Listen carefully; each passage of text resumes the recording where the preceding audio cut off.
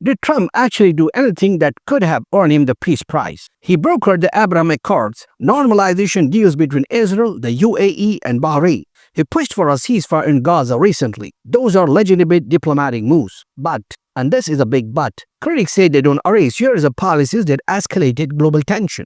Remember, under Trump, the US pulled out of the Paris Climate Agreement. The Iran nuclear deal was scrapped. Relations with allies often turn into public spats. As Arild Hermstad, leader of Norway's Green Party, said, peace prizes are earned through sustained commitment, not through social media tantrums. That's a nice way of saying tweeting Nobel Prize please doesn't count as diplomacy. Now let's zoom out.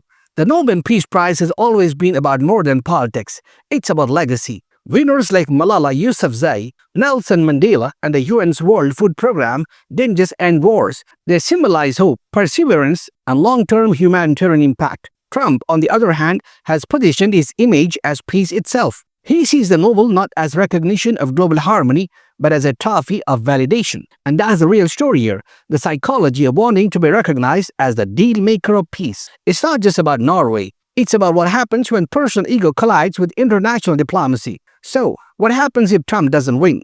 Analysts predict, best case, we get a Truth Social meltdown. Worst case, some policy-level retaliation. One Norwegian columnist, Harald Stanchel, even said he's so unpredictable, it could be tariffs, it could be declaring Norway an enemy. Norway's foreign ministry probably has a Trump response playbook by now. Step 1, breathe. Step 2, issue polite statement. Step 3, hide the smoked salmon. Meanwhile, actual contenders for the Peace Prize this year include 1. Sudan's emergency response rooms for the humanitarian work amid war.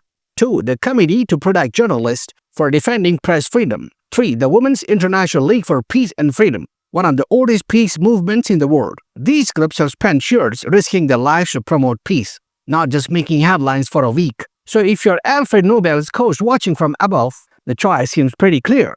In the end, this isn't just about one man's obsession with a prize. It's about how global recognition has become a political weapon, how the meaning of peace itself gets distorted in the age of ego and headlines. Trump supporters will say he deserves it for stopping wars. His critics will say he caused too many to begin with.